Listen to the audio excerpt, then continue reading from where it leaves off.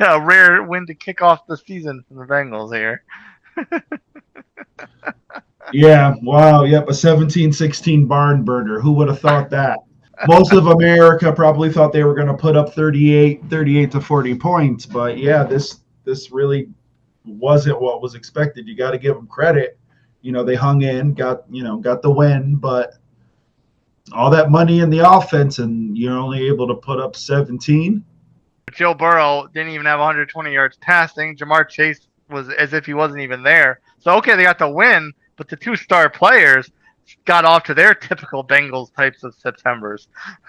Oh yeah, but you got to be honest. It's Burrow, Chase, and Higgins. You gave those two receivers big money this year, off season and such. So you're like, okay, they need to show up. The Browns defense, give them credit. To hold this high-powered offense to 17 points. It's a victory, but you'd hope that your offense would have put up 18 or 19 points. Do you think it is mostly just tip your caps to the Browns defense? This is a solid unit and they played very well against tough competition, or do you think it's more in that camp of typical Burrow and Chase getting off to a slow start? No, I think you gotta give that defense credit. Like they're good. If I saw parts of that game and I was like, all right, they're good. That defense is usually a good defense, so you got to give them credit. It's not like Cincinnati's got a ton of rookies that they're playing. These guys are established. They know what needs to be done. So there's no real excuse. This was a team that you probably should have hung 30 plus points on.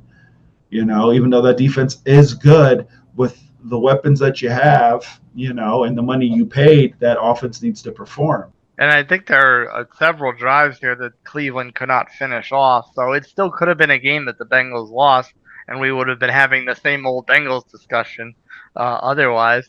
I mean, I guess Mm-hmm. the silver lining there is Joe Flacco put up nearly 300 yards. Cleveland fans need to be very, very careful with the silver lining of Joe Flacco's performance here. He's also playing a Cincinnati defense, which we've joked quite a bit about in the past as not exactly being up to snuff.